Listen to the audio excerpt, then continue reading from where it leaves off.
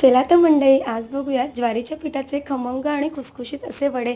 कुठलीही भाजणी करत नाही होता, आपण घरातलंच साहित्य वापरतोय. त्यासाठी ज्वारीचं पीठ 2 वाटी, बेसन पीठ पाव वाटी घेतलेलं आहे, गव्हाचं पीठ 1 वाटी आणि अर्धी वाटी आपण रवा घेतला आहे. आता पाणी गरम करायचं, त्यात मीठ टाकायचं आहे आणि बडीशोप, धणे आणि मेथी दाण्याची एक पेस्ट तयार करायची आणि ती आपल्याला या पाण्यामध्ये मिक्स करून घ्यायची आहे. आता हळद टाकायचं आहे आणि एक मीडियम आकाराचा कांदा जो आहे त्याची बारीक मिक्सरला पेस्ट करून आपल्याला हे 2 ते 3 मिनिटासाठी शिजवून घ्यायचं आहे. आता आपलं पाणी रेडी झालेलं आहे, तर ते वड्याच्या पिठामध्ये ओतून घ्यायचं आहे. बघू शकता, मस्त असं गरम गरम आपण उकडीसारखं पीठ तयार केलेलं आहे. आता थंड झालं की आपल्याला घट्टसर असा थोडासा पाण्याचा शिंतोडा मारून हे पीठ मळून घ्यायचं आहे. आपण हे पीठ थोडंसं घट्टच ठेवायचं आहे मळताना, म्हणजे 15-20 मिनिटानंतर हे थोडंसं नरम होतं आणि त्यातील रवा पण छान फुगून येतो.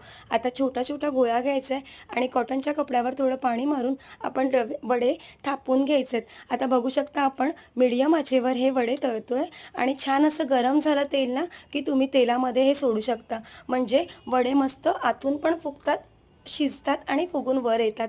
तर आता आपले एक एक वडे तयार होत आहेत. मस्त असे टम्म फुगलेले वडे तयार झालेले आहेत. खायला अतिशय खमंग आणि खुसखुशीत आहेत. आपले वडे तयार आहेत. रेसिपी आवडली असेल तर लाईक, शेअर आणि सबस्क्राईब करा. चला तर